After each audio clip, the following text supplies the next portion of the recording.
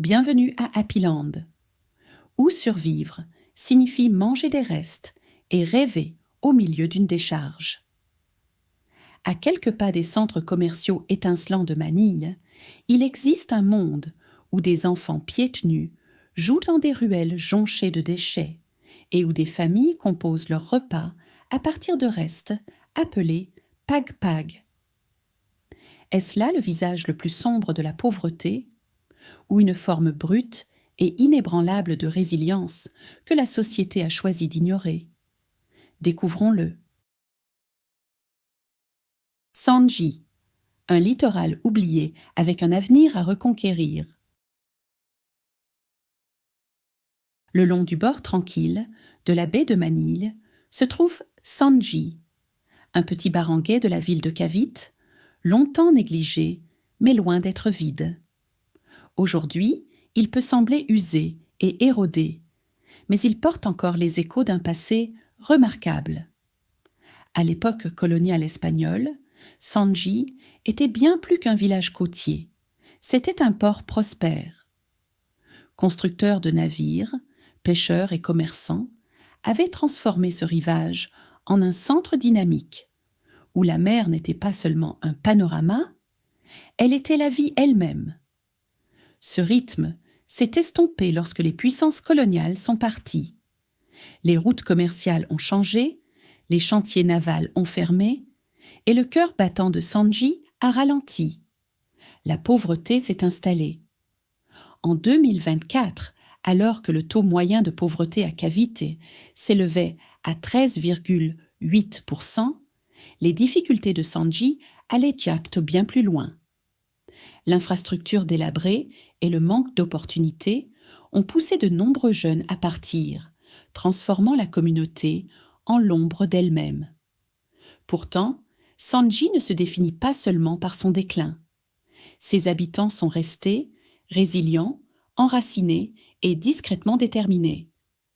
Derrière chaque statistique, il y a une famille qui espère encore, qui continue de construire. Ce dont Sandji a besoin, ce n'est pas de charité, mais de reconnaissance et de réinvestissement.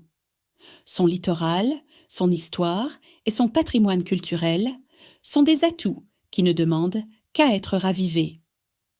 L'avenir de Sandji repose sur l'hommage à son passé, tout en osant imaginer davantage. Tourisme patrimonial, pêche durable et développement communautaire. Ce littoral oublié n'a pas besoin d'être reconstruit à partir de rien. Il suffit de s'en souvenir et de le réveiller. Les femmes de Sandji, transformer la crise en puissance locale. À Sandji, une communauté souvent définie par l'adversité, les forces de transformation les plus puissantes ne sont pas les institutions ou les programmes d'aide, mais les femmes. Dans un endroit où les obstacles sont profondément enracinés et les opportunités rares, ces femmes ne sont pas seulement des survivantes, mais des visionnaires. Elles réinventent, à partir de la base, ce que peut être la reconstruction, jetant les fondations d'une économie locale centrée sur la durabilité, la dignité et la fierté culturelle. Ce qui rend leurs efforts remarquables, c'est qu'elles ne suivent pas de plans imposés par des experts extérieurs. Elles les créent elles-mêmes. Prenons l'agriculture durable. Face à l'accès limité à des engrais coûteux et à une prise de conscience croissante de la dégradation de l'environnement, ces femmes se sont tournées vers des méthodes biologiques, en nourrissant le sol, en préservant l'eau et en assurant la santé de leur famille. Elles nourrissent non seulement leur communauté, mais redéfinissent aussi la sécurité alimentaire dans le respect des traditions et de la nature. Certaines ont transformé leur modeste maison en refuge culturel, ouvrant leurs portes aux voyageurs en quête d'expériences authentiques. Ce type de tourisme local ne procure pas seulement un revenu. Il transforme la perception de Sandji, qui passe de village oublié à communauté vivante et vibrante, riche d'histoires à raconter. Pendant ce temps, Les cuisines locales sont devenues des incubateurs d'entreprises, où des recettes familiales anciennes fusionnent avec un sens aigu des affaires, offrant un goût de résilience à chaque plat servi. Les débuts de ces femmes furent souvent modestes. Maria, par exemple, n'avait reçu qu'une éducation sommaire et possédait une petite parcelle de terre. Aujourd'hui, elle dirige une entreprise alimentaire florissante qui emploie d'autres femmes et les encadre. La cuisine de Maria n'est pas seulement un lieu de travail, c'est une salle de classe, une bouée de sauvetage, un symbole de ce qui est possible lorsque les talents locaux ont l'espace nécessaire pour s'épanouir. Début 2025, les femmes dirigeaient ou co-dirigeaient plus de 60% des initiatives économiques de Sanji. Elles n'attendent pas le changement. Elles le créent. Alors, lorsque nous parlons de reconstruire Sanji, allons au-delà des routes et des infrastructures. Le véritable plan de relance est inscrit dans les actes quotidiens de courage, de créativité et de coopération menés par des femmes qui refusent d'être invisibles. Leurs mains ne font pas que réparer des systèmes brisés. Elles façonnent un avenir nouveau depuis les racines. Au bord du gouffre, quand l'éducation rivalise avec la faim, chaque matin, à Sanji, commence par une question qu'aucune famille ne devrait avoir à poser. Nourrir nos enfants ou les envoyer à l'école? Pour beaucoup ici, ce dilemme déchirant fait partie de la vie quotidienne. Malgré la résilience de la communauté, la réalité est dure. Les besoins fondamentaux, comme la nourriture, les médicaments et l'éducation, restent inaccessibles pour trop de gens. Les données récentes de 2025 dressent un tableau alarmant. Plus de 35% des foyers sont confrontés à l'insécurité alimentaire. Pour certaines familles, le dîner se résume à une poignée de riz salé. D'autres vont se coucher le ventre vide. Mais ce n'est pas seulement l'absence de nourriture qui fait mal, c'est le coût de la survie. Le prix d'un seul cahier peut signifier renoncer à un repas. Pour les parents, le fardeau est écrasant. Doivent-ils investir dans l'avenir de leur enfant ou répondre aux besoins immédiats de manger? L'accès aux soins de santé est tout aussi critique. Les cliniques communautaires sont souvent sous-financées et débordées. Les médicaments sont soit indisponibles, soit trop chers. Même les maladies bénignes deviennent dangereuses lorsqu'elles ne sont pas soignées, et les soins préventifs sont un luxe que la plupart ne peuvent se permettre. L'éducation, autrefois perçue comme le seul moyen de sortir de la pauvreté, semble aujourd'hui être un rêve lointain.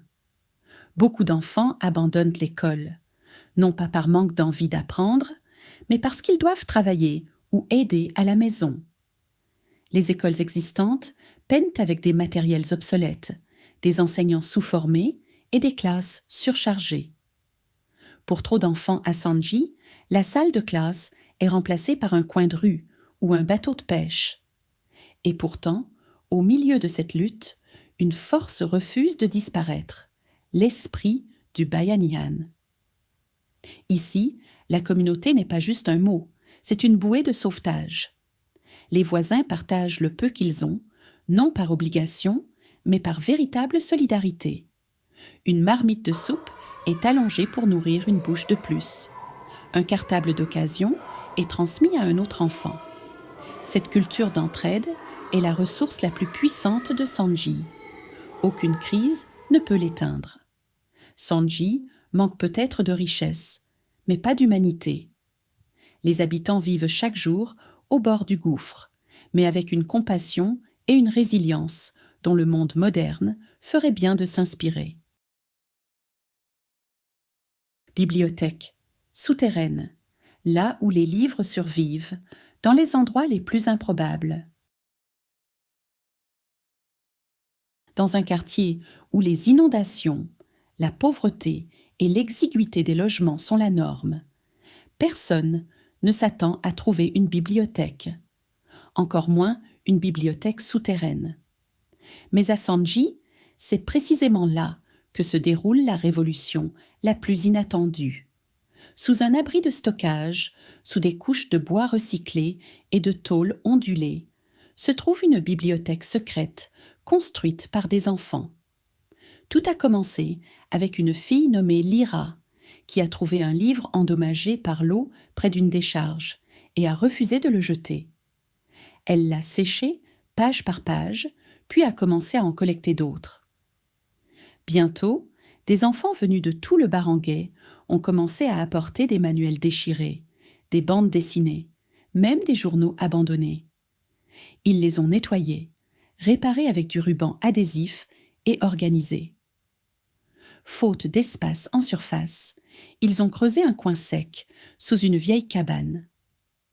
Les livres ont été rangés dans des caisses en plastique, étiquetées à la main, éclairées par des lampes solaires qu'ils ont fabriquées eux-mêmes. Aujourd'hui, la bibliothèque souterraine de Sanji contient plus de 700 livres, beaucoup restaurés à partir de déchets. Les enfants font la queue pour les emprunter.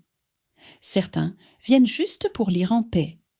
C'est un lieu de silence, dans un monde bruyant, d'imagination, dans un endroit où l'avenir semble incertain. Ce qui est encore plus étonnant, toute la bibliothèque est gérée par des élèves de moins de 15 ans. Dans un endroit où les écoles sont surchargées et le matériel rare, ces enfants construisent leur propre système éducatif, sous terre, contre toute attente. Et ce faisant, ils rappellent au monde que l'alphabétisation n'a pas besoin de luxe. Elle a seulement besoin de lumière, d'amour et d'un brin de rébellion. L'orchestre caché de Sanji, des instruments nés du désastre. Lorsque le typhon Marcel a ravagé Sanji il y a 3 ans, il a laissé derrière lui un sillage de destruction. Maisons détruites, métal tordu, vies brisées. Mais de ces ruines est née une chose à laquelle personne ne s'attendait. Une symphonie. À partir des débris de la tempête, lattes de bambou, tôles, bidons d'eau, vieux fils, de jeunes habitants ont commencé à fabriquer des instruments. Ils ne connaissaient pas la théorie musicale. Ils n'avaient pas de formation formelle. Mais ils avaient le son, le rythme et la volonté. Un morceau de toiture est devenu un tambour. Des bouteilles en plastique remplies de cailloux sont devenues des bâtons de pluie. Des fils de pêche tendus sur des cadres en bois sont devenus des guitares de fortune. Ils se sont appelés eux-mêmes le Storm Ensemble, un orchestre de jeunes qui joue uniquement avec des instruments fabriqués à partir des débris du typhon. Leur musique n'est pas parfaite, mais elle est inoubliable. Des mélodies poignantes résonnent dans les ruelles lors des représentations. Leur premier concert public a fait pleurer les voisins. Un garçon a dit « Nous n'avons pas pu arrêter la tempête, mais maintenant, nous la faisons chanter. » Depuis, le groupe a voyagé à travers plusieurs provinces, jouant pour des campagnes de relèvement post-catastrophe et levant des fonds pour d'autres communautés. Des musiciens internationaux ont commencé à faire don d'instruments réels, mais l'ensemble continue de jouer avec ses créations originales, rappelant à tous que la beauté peut naître du traumatisme et que même dans la dévastation, Sanji trouve sa voie. Survivre avec ingéniosité quand le travail informel devient une bouée de sauvetage. À Sanji, où l'emploi formel est plus une aspiration qu'une réalité, la résilience prend une forme différente. Elle porte le visage des vendeurs de rue équilibrant des plateaux de snacks faits maison, des soudeurs réparant des vélos dans des ruelles étroites, et des mères tenant de petits étals de nourriture à côté de leur maison. L'économie informelle, ici, n'est pas un pis-aller. C'est un pilier. Et ce n'est pas unique à Sanji. À l'échelle nationale, ce secteur sous-estimé alimente environ 34,2% du PIB des Philippines, soit 414 milliards de dollars, une somme impressionnante qui fait rarement la une, mais qui permet à des millions de personnes de tenir bon. À Sanji, ces entreprises de fortune sont bien plus que des activités économiques. Ce sont des actes de survie et de sacrifice. Les parents sautent souvent des repas pour que leurs enfants ne souffrent pas de la faim. Ils dilutent les soupes pour les faire durer, ou partagent une seule portion de riz entre plusieurs assiettes. Ce ne sont pas seulement des mécanismes d'adaptation, ce sont des témoignages de ténacité, d'amour et de priorisation dans un monde où la survie exige un compromis constant. Cette situation fait écho bien au-delà de l'archipel philippin. Des choix similaires se répètent dans les bidonvilles urbains d'Amérique latine, d'Afrique et d'Asie du Sud.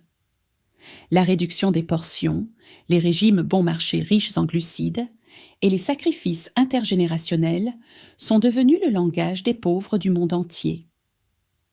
Pourtant, ce qui rend Sanji exceptionnel, ce n'est pas seulement sa lutte, mais la manière dont ses habitants y répondent. L'esprit de Bayanihan, l'idéal philippin d'unité et de coopération communautaire, traverse la communauté comme une ligne de vie.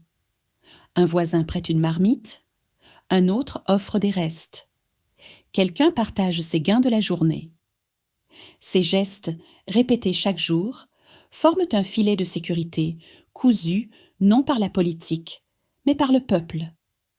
C'est ce réseau inébranlable de soutien mutuel qui permet à Sanji non seulement d'endurer, mais aussi de commencer à imaginer quelque chose de meilleur.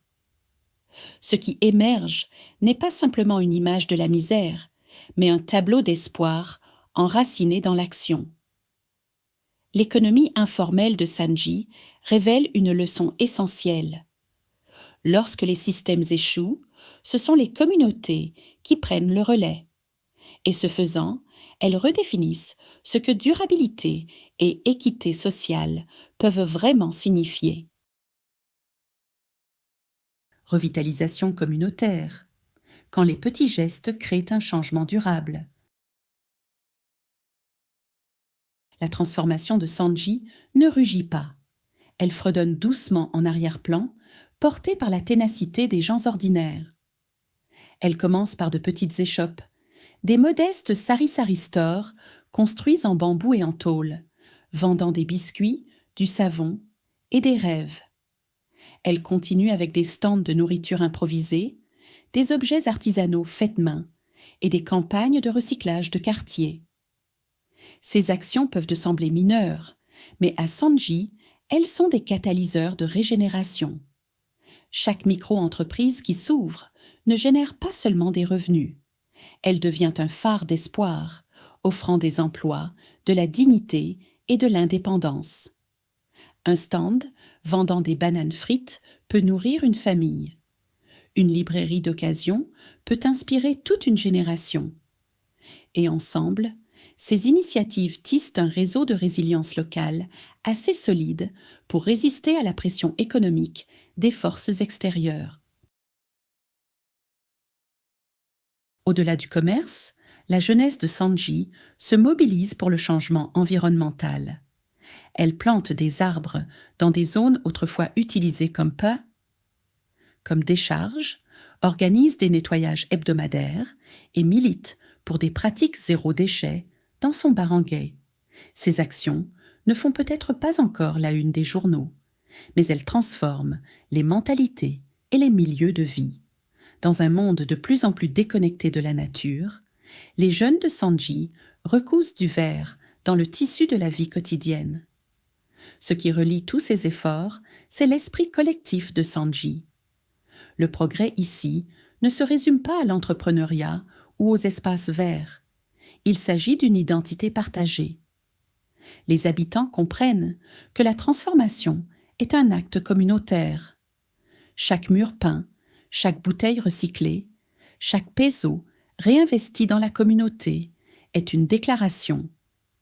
Nous n'attendons pas le changement, nous le créons. À travers ces actions petites mais puissantes, Sanji donne une leçon que les experts du développement mondial commencent à peine à comprendre. La vraie revitalisation ne commence pas par le sommet. Elle pousse depuis les racines, une petite étape courageuse à la fois. Transformer les épreuves en tremplin vers un avenir résilient. La reconstruction après une crise est rarement linéaire. À Sanji, comme dans de nombreuses régions touchées par des tises et par des catastrophes, reconstruire ne signifie pas seulement réparer les routes ou rouvrir les écoles. Il s'agit de relancer les moyens de subsistance. Ce qui est plus facile à dire qu'à faire. Le chômage reste élevé, les infrastructures locales sont fragiles et le capital est difficile à obtenir. Selon l'Organisation internationale du travail, le taux de chômage dans les zones en crise atteignait environ 11% début 2025. Derrière ce chiffre, il y a de vraies personnes, des familles dans l'incertitude, des rêves mis en suspens. Et pourtant, même dans ce paysage décourageant, le progrès commence à éclore. L'un des éléments déclencheurs, la microfinance. De petits prêts, parfois aussi modestes que 100 $, permettent à des individus de lancer une entreprise, de reconstituer des stocks ou d'acheter des outils. Pour une mère de Sanji, cela peut signifier l'achat d'une machine à coudre pour démarrer un service de couture. Pour un jeune homme, cela peut vouloir dire réparer des bateaux pour les pêcheurs locaux. Ces investissements modestes transforment discrètement des vies. Parallèlement, la formation professionnelle prend de l'élan. À Sanji et dans toute l'Asie du Sud-Est, des programmes de formation en menuiserie, agriculture, énergie renouvelable et littératie numérique dotent les gens de compétences qui dépassent les limitations locales. Rien qu'en 2024, plus de 2 millions de personnes dans la région ont suivi de tels programmes. Preuve que l'éducation pratique est l'un des antidotes les plus puissants contre la pauvreté. Ce qui rend ce changement particulièrement porteur d'espoir, c'est l'endroit où se concentre l'élan, dans le patrimoine et les ressources propres à Sanji. L'agriculture, l'artisanat textile et les systèmes d'énergie solaire sont renforcés par des investissements locaux et non remplacés par des agendas extérieurs. Ce sont des secteurs qui respectent à la fois l'environnement et la tradition, tout en offrant des voies viables vers l'autonomie économique. Et derrière tous ces progrès se trouvent des soutiens essentiels. Réforme des politiques publiques, partenariats avec des ONG et aides internationales.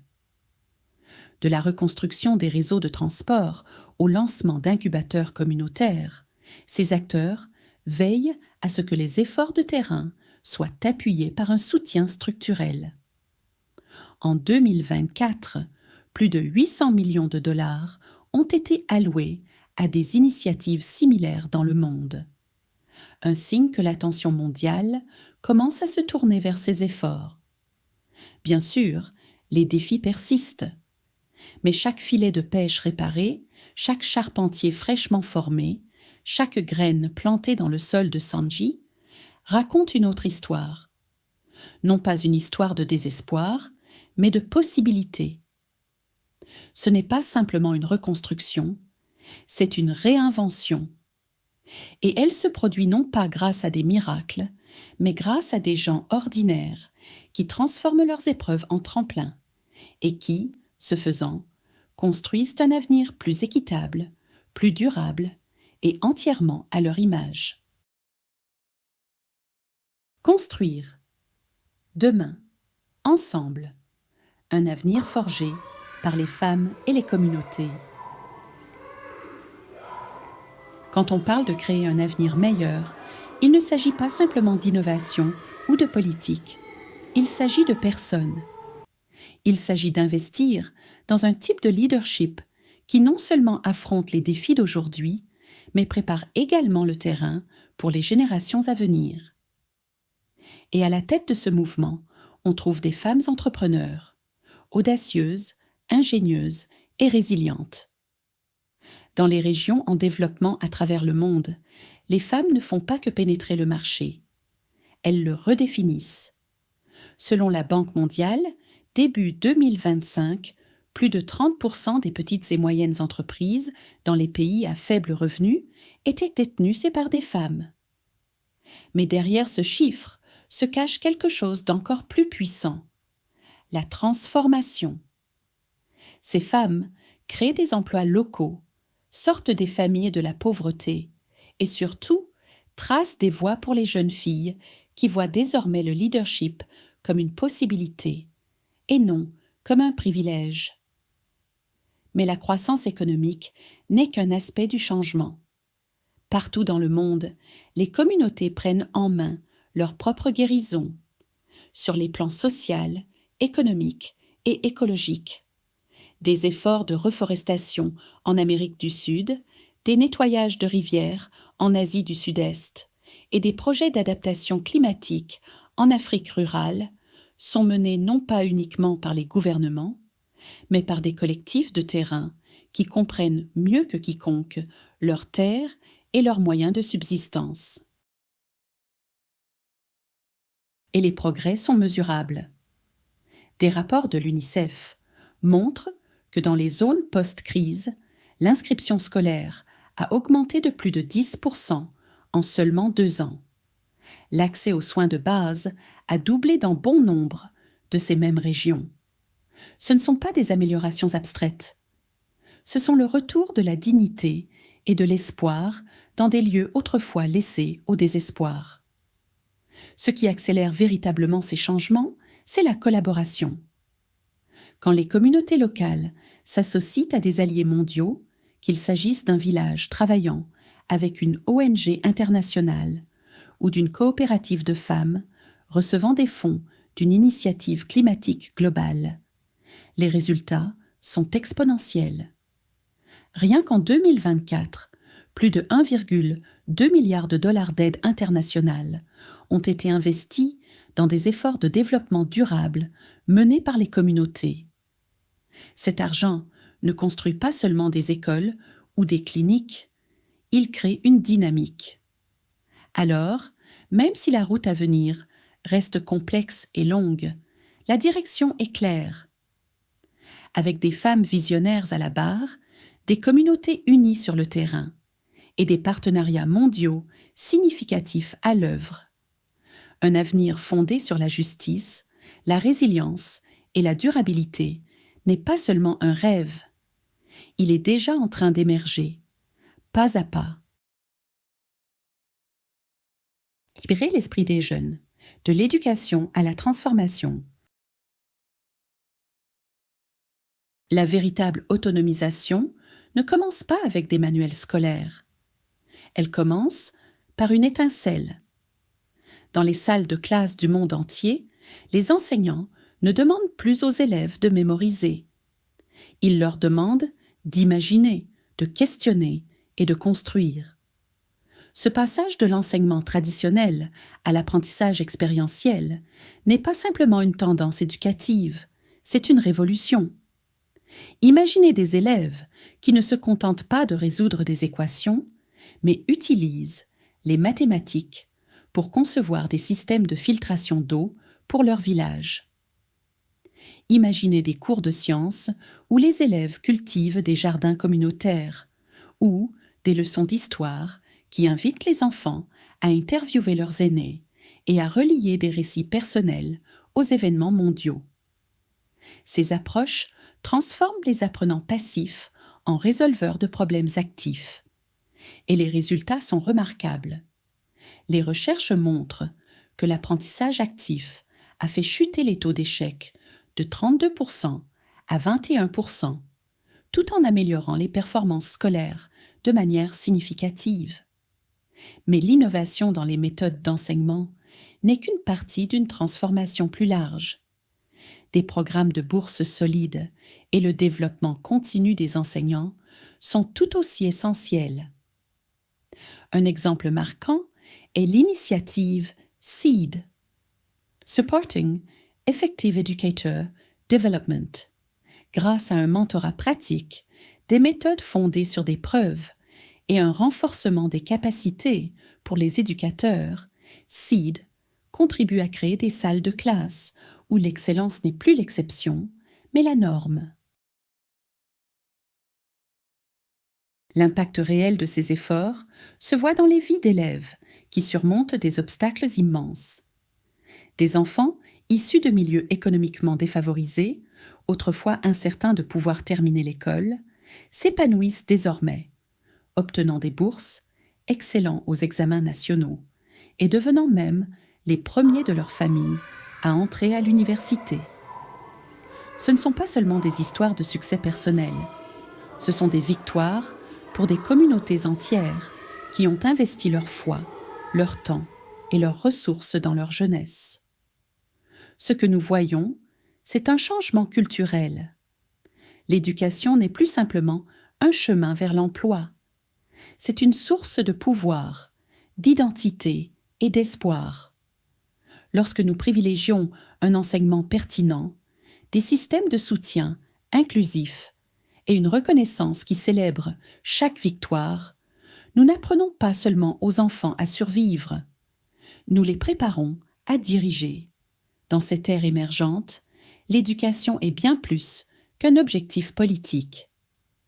C'est une promesse que chaque jeune, peu importe d'où il part, a le droit et la possibilité de briller.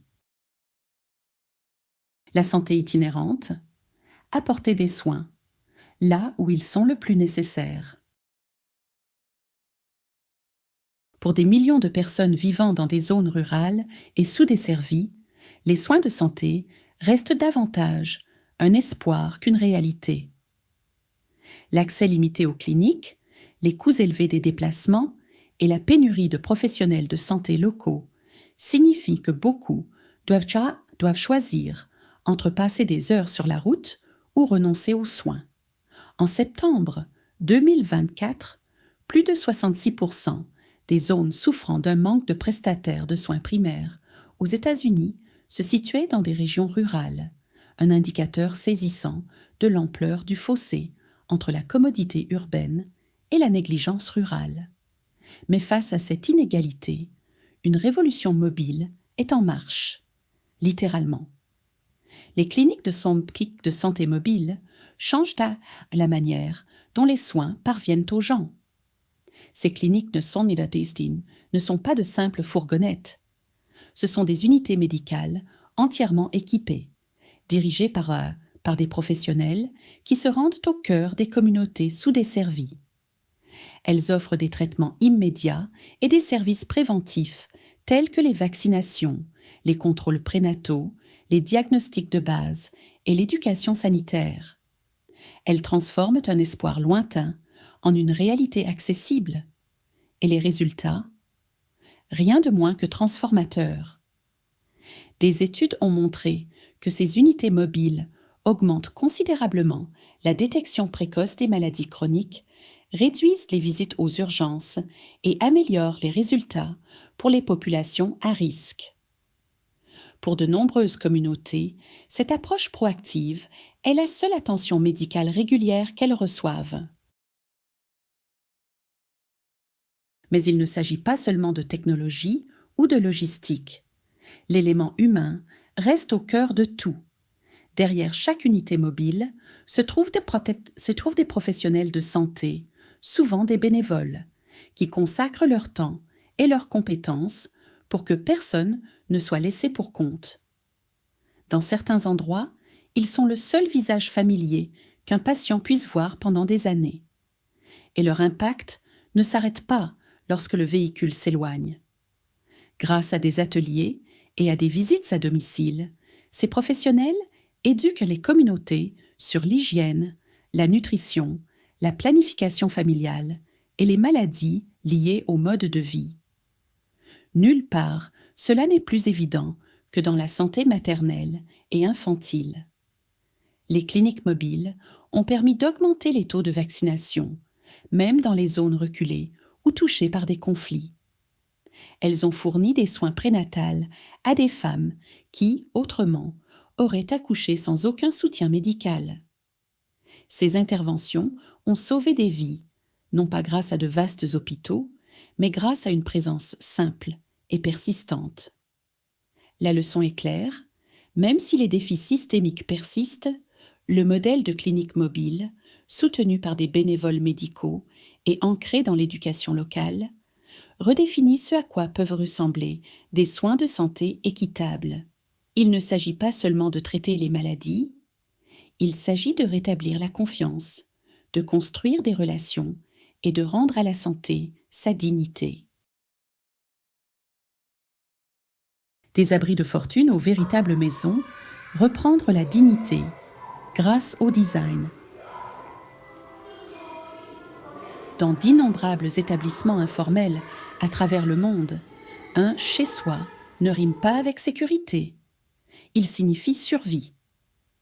Des abris de fortune, assemblés à partir de ferrailles, de bâches et de bois récupérés, bordent les périphéries des villes en expansion. Sans accès à l'eau potable, à l'électricité stable ou à un assainissement adéquat, ces habitations exposent dangereusement les familles aux risques sanitaires et environnementaux. Des estimations choquantes suggèrent que dans les zones à urbanisation rapide, jusqu'à 75% de la population pourrait vivre dans de telles conditions précaires. Mais sur cette toile d'instabilité, de nouvelles solutions d'habitat prennent racine. Et leur force réside dans leur simplicité et leur inclusivité. Dans les régions en développement, les communautés commencent à réécrire l'histoire du logement grâce à un changement puissant. Elles prennent la construction en main. Les initiatives de logement dirigées par les communautés révolutionnent la signification du mot « maison ». Plutôt que de dépendre d'entrepreneurs coûteux ou d'aides gouvernementales, les habitants apprennent à construire des maisons durables et résistantes aux intempéries, en utilisant des matériaux locaux, abordables et écologiques. Ces projets valorisent les techniques traditionnelles et les savoirs culturels, garantissant des maisons à la fois pratiques et empreintes de sens personnel. Un exemple puissant se trouve au Pakistan, où le mouvement Architecture pieds nus de l'architecte Yasmine Lari a aidé des milliers de personnes à construire leur propre maison à bas coût, zéro carbone, en bambou, boue et chaux. Ces structures ne sont pas seulement durables, elles sont belles, résistantes et porteuses d'émancipation. Au Sénégal, l'architecte Nessinga Vieux applique une philosophie similaire, créant des maisons résilientes au climat à partir de blocs de terre comprimés et de biomatériaux, mêlant innovation et sagesse indigène.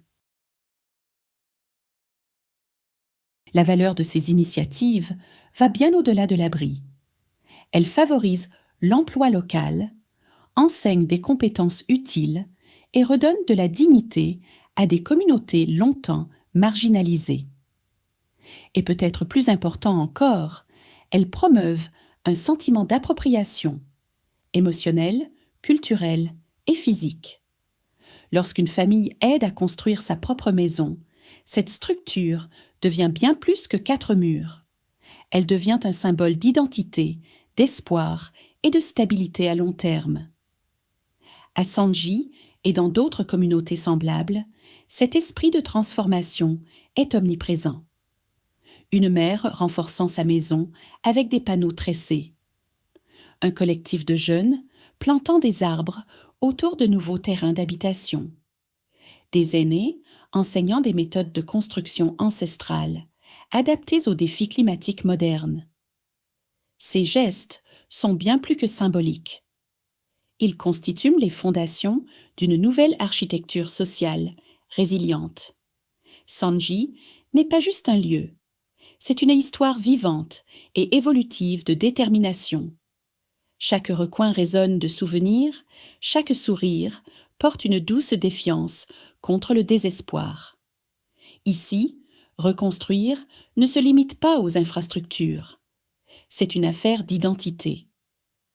Il s'agit de s'assurer que chaque famille, peu importe la modestie de ses débuts, a le droit de vivre, non pas simplement dans un abri, mais dans une véritable maison.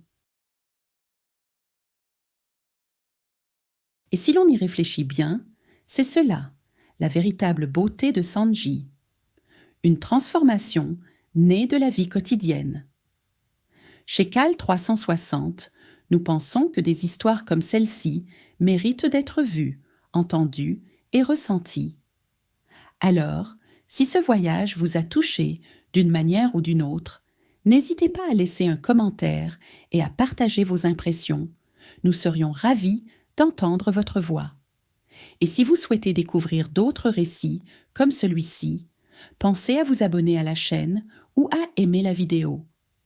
Vous n'êtes pas simplement un spectateur. Vous faites partie de ce voyage.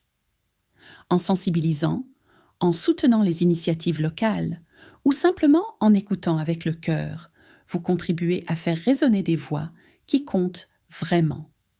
Car au fond, chaque lieu a une histoire. Et parfois, il suffit d'une seule personne, comme vous, pour aider à la faire connaître au monde.